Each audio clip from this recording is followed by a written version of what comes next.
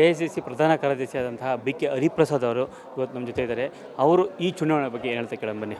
Sir, ticket ಹಂಚುವ ಮುನ್ನ ಕಾಂಗ್ರೆಸ್ ಅಧಿಕಾರಕ್ಕೆ ಬರುತ್ತೆ ರಾಜ್ಯದಲ್ಲಿ ಅಂತ ಹೇಳಲಾಗಿತ್ತು. ಆದರೆ ಟಿಕೆಟ್ ಹಂಚಿಕೆ ನಂತರ ಗೊಂದಲ ಉಂಟಾಯಿತು. ಏನು ಹೇಳ್ತಾರೆ? ಟಿಕೆಟ್ ಹಂಚುವ ಮೊದಲು, ಟಿಕೆಟ್ ನಂತರ ಜನಸಾಮಾನ್ಯರಿಗಾಗಲೇ ತೀರ್ಮಾನ ತೆಗೆದುಕೊಂಡಿದ್ದಾರೆ ಭಾರತೀಯ ಜನತಾ ಪಾರ್ಟಿಯವ್ರನ್ನ ಮನೆ ಕಳಿಸ್ಬೇಕು ಅಂಥೇಳಿ. ಕಾರಣ, ರಾಜ್ಯದ ಇತಿಹಾಸದಲ್ಲಿ ಯಾವತ್ತೂ ಕಂಡು ಅರಿಯದಂಥ ಒಂದು ಕೆಟ್ಟ ಸರ್ಕಾರ ಯಾವುದಾದ್ರೂ ಬಂದಿದೆ ಅಂತ ಹೇಳಿದ್ರೆ ಭಾರತೀಯ ಜನತಾ ಪಾರ್ಟಿ. ಜನಸಾಮಾನ್ಯರು ತತ್ತರಿಸಿ ಹೋಗಿದ್ದಾರೆ ಇವರ ಕುತಂತ್ರದಿಂದ ಮತ್ತು ಇವರ ಕೆಟ್ಟ ಆಡಳಿತದಿಂದ. ಆದ್ದರಿಂದ ಕಾಂಗ್ರೆಸ್ ಪಕ್ಷವೇ ಒಳ್ಳೆಯ ಪಕ್ಷ, ಏನಾದರೂ ಆಡಳಿತ ನಡೆಸಬೇಕು ಅಂದರೆ ಅವ್ರಿಗೆ ಇರ್ತಕ್ಕಂಥದ್ದು ಅನುಭವ ಅಂಥೇಳಿ ಜನಸಾಮಾನ್ಯರು ಈಗಾಗಲೇ ತೀರ್ಮಾನ ತೆಗೆದುಕೊಂಡಿದ್ದಾರೆ. ಕಾಂಗ್ರೆಸ್ ಪಕ್ಷವನ್ನು ಒಳ್ಳೆಯ ಬಹುಮತದಿಂದ ಆರಿಸಿ ಕಳಿಸ್ತಾರೆ. ಸರ್, ಬಂಡಾಯ ಜಾಸ್ತಿ ಆಗಿದೆ ಅಂದರೆ ಹೆಚ್ಚು ಕಮ್ಮಿ 30 ಕ್ಷೇತ್ರಗಳಲ್ಲಿ ಬಂಡಾಯ ಅಭ್ಯರ್ಥಿಗಳು ನಿಂತಿದ್ದಾರೆ. ಇದಕ್ಕೇನು ಹೇಳ್ತೀರಾ?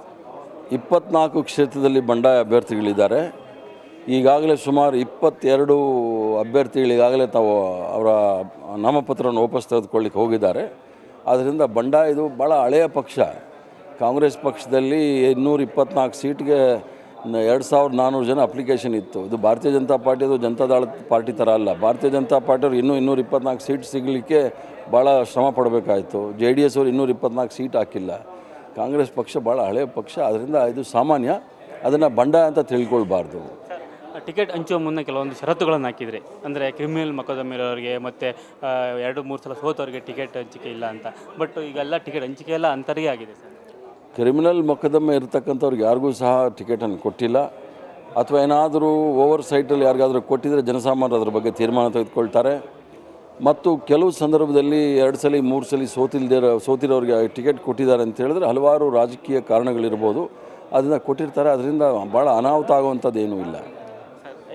ಅಂಬರೀಷ್ ಅವರು ಬಂಡಾಯ ಎದ್ದಿದ್ರು, ಆದರೆ ಅಂಬರೀಷ್ ಅವರು ಆ ಬಂಡಾಯಕ್ಕೆ AICC ತಲೆಬಾಗ್ತು. ಏಕೆ ಅಂಬರೀಷ್ ಅವ್ರನ್ನ ಕಂಡ್ರೆ ಅಷ್ಟೊಂದು ಭಯನ ಹೇಗೆ ಸರ್? ಅವರೆಲ್ಲೂ ಸಹ ಬಂಡಾಯ ಹೇಳ್ತೀನಿ ಅಂತ ಹೇಳಿರಲಿಲ್ಲ. ಅಂಬರೀಷ್ ಅವ್ರಿಗೆ ನಾವು ಮಂಡ್ಯದಿಂದ ಟಿಕೆಟನ್ನು ಅನೌನ್ಸ್ ಮಾಡಿದ್ವಿ ಮತ್ತು ಅವರ ಬೆಂಬಲಿಗೂ ಸಹ ಟಿಕೆಟ್ ಕೊಡಬೇಕು ಅಂತೇಳಿ ಒತ್ತಡ ತರ್ತಾ ಇದ್ದಾರೆ ವಿನಃ ಬಂಡಾಯ ಅವರು ಯಾವತ್ತೂ ಸಹ ಮಾಡಿರಲಿಲ್ಲ.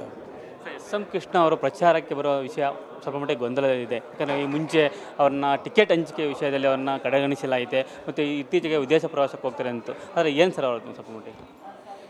ಶ್ರೀಮಾನ್ SM ಕೃಷ್ಣ ಅವರು ಕಾಂಗ್ರೆಸ್ ಪಕ್ಷದ ಒಬ್ಬ ಹಿರಿಯ ನಾಯಕರು. ಅವರಲ್ಲಿ ಚರ್ಚೆ ಮಾಡಿದ ನಂತರವೇ ಹಲವಾರು ತೀರ್ಮಾನಗಳನ್ನು ಕಾಂಗ್ರೆಸ್ ಪಕ್ಷ ತೆಗೆದುಕೊಂಡಿದೆ. ಅವರು ಯಾವತ್ತೂ ಸಹ ಹೇಳಲಿಲ್ಲ ನಾನೇನು ಕಾಂಗ್ರೆಸ್ ಪಕ್ಷಕ್ಕೆ ಸಕ್ರಿಯವಾಗಿ ನಾನು ಪ್ರಚಾರ ಮಾಡೋದಿಲ್ಲ ಅಂಥೇಳಿ.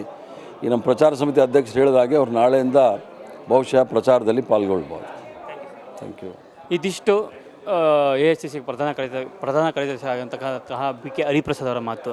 ಬೆಂಗಳೂರಿನಿಂದ ಕ್ಯಾಮ್ರಾ ಪರ್ಸನ್ ಅಲ್ಲಾವುದ್ದೀನ್ ಜೊತೆ ಲಿಂಗರಾಜ್, ಸುವರ್ಣ ನ್ಯೂಸ್.